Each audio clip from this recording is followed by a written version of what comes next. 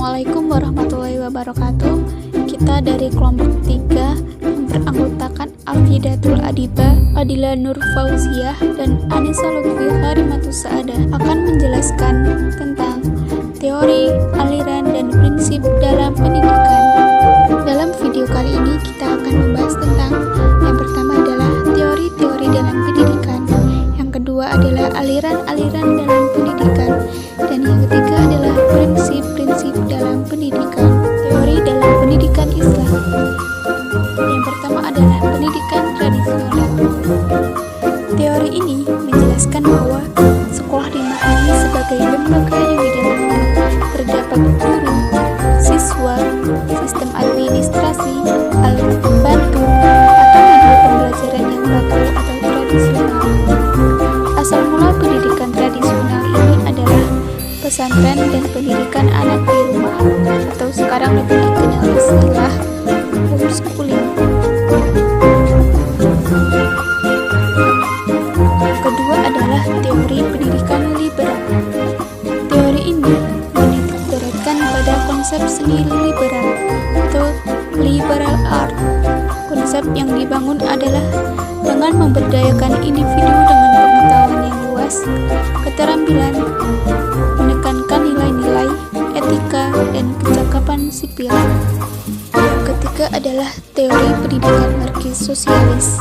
Dalam pendidikan marxis sosialis, berupaya menciptakan akan kesadaran keadaan pengajar dan fasilitas, material ekonomis, dan tenaga terdidik dan terlatih.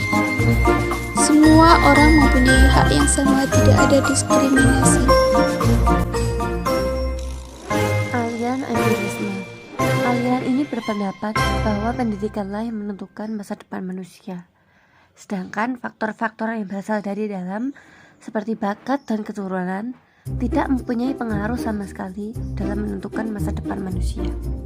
Menurut teori ini, pendidikan memegang peranan penting, karena dengan lingkungan pendidikan yang baik, setiap individu akan mendapatkan prospek pendidikan yang lebih baik, yang dapat menghasilkan tujuan hidup.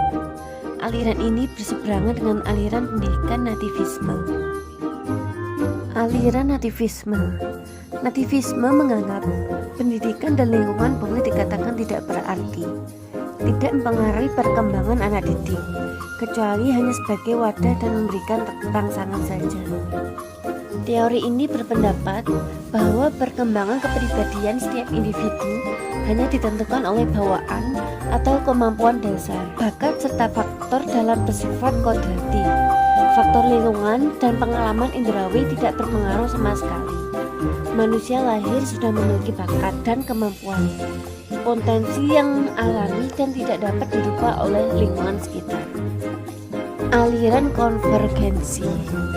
Teori ini lahir dari dua teori yang berkembang, yaitu gabungan antara teori nativisme dan teori empirisme. Teori ini menyatakan bahwa pembawaan tanpa dipengaruhi oleh faktor lingkungan tidak akan bisa berkembang, demikian juga sebaliknya. Proses perkembangan dan pembentukan kepribadian manusia merupakan proses interaktif dan dialektis antara kemampuan dasar dan alam lingkungan secara kesinambungan. Perkembangan pribadi sesungguhnya adalah hasil proses kerjasama kedua faktor, baik internal dan eksternal. Aliran naturalisme. Naturalisme berpendapat bahwa pada hakikatnya semua anak manusia adalah baik pada waktu dilahirkan, yaitu dari sejak tangan Sang Pencipta, tetapi akhirnya rusak sewaktu berada di tangan manusia. Dengan kata lain, segala sesuatu adalah baik ketika ia baru keluar dari alam, dan segala sesuatu menjadi jelek manakala ia sudah berada di tangan manusia. Seseorang anak dapat tumbuh dan berkembang menjadi anak yang baik, maka anak tersebut harus diserahkan ke alam. Maksudnya, kekuatan alam akan mengajarkan kebaikan-kebaikan yang terlahir secara alamiah sejak kelahiran anak tersebut. Prinsip dalam pendidikan. Prinsip dalam pendidikan yang pertama adalah prinsip relevansi. Secara umum, istilah relevansi pendidikan dapat diartikan sebagai kesesuaian atau keselarasan pendidikan dengan tuntutan masyarakat. Hasil pendidikan dapat diartikan relevan apabila berguna atau berfungsi bagi kehidupan, baik di lingkungan anak didik, perkembangan kehidupan yang sekarang atau yang akan datang, maupun relevansinya dengan tuntutan dalam dunia pekerjaan yang kelak dibutuhkan oleh pemerintah, perusahaan, dan masyarakat. Prinsip efektivitas. Efektivitas adalah suatu keadaan yang menunjukkan keberhasilan dari rencana yang sudah dibuat. Semakin banyak rencana tercapai, menandakan semakin efektif kegiatan tersebut. Efektivitas guru mengajar. Efektivitas guru mengajar menyangkut masalah jenis-jenis kegiatan pembelajaran yang dapat dicapai. Untuk meningkatkan mutu pendidikan di sekolah, nasib para guru dan penambahan pengetahuannya harus benar-benar diperhatikan. Yang kedua, yakni efektivitas murid belajar. Efektivitas murid belajar adalah yang menyangkut tujuan-tujuan pelajaran yang telah direncanakan pihak pendidik. Untuk meningkatkan efektivitas murid belajar dapat dilakukan dengan metode dan alat yang dipandang sesuai pelajaran yang diberikan. Yang ketiga yakni prinsip efisiensi. Efisiensi adalah keadaan yang menunjukkan perbandingan antara hasil yang diperoleh dengan usaha yang telah dikeluarkan. Jika hasil yang diperoleh lebih kecil dari usaha yang dikeluarkan, maka kegiatan tersebut dipandang tidak efisien.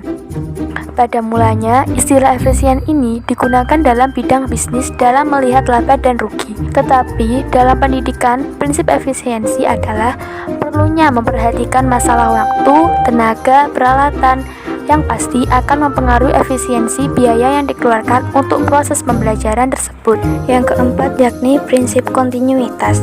Kontinuitas adalah kesinambungan yang terus-menerus. Maksudnya adanya saling hubungan atau jalinan antara berbagai jenis dan jenjang pendidikan. Antara lain, yang pertama, kontinuitas antara berbagai tingkat pendidikan. Dalam menjalankan program pendidikan di sekolah, harus dipertimbangkan hal-hal. Contohnya, sebagian materi pelajaran yang diperlukan untuk tingkat sekolah yang berikutnya hendaknya sudah diajarkan pada tingkat sekolah sebelumnya, sehingga terjadi kesinambungan yang serasi. Yang kedua, yakni kontinuitas antara berbagai bidang studi. Bahan yang diajarkan antara berbagai bidang studi sering mempunyai hubungan satu dengan yang lainnya. Sehubungan dengan itu, maka urutan berbagai bidang studi hendaknya diusahakan sedemikian rupa agar hubungan tersebut dapat terjalin dengan baik. Dan yang terakhir yakni prinsip fleksibilitas.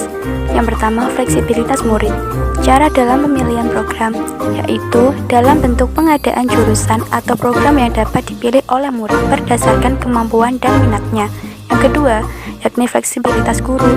Cara memberikan kebebasan pada guru untuk mengembangkan sendiri program-program pengajaran dengan berpedoman pada tujuan dan bahan pengajaran yang terdapat dalam kurikulum. Sekian dari kelompok kami, apabila ada salah kata mohon dimaafkan. Wassalamualaikum warahmatullahi wabarakatuh.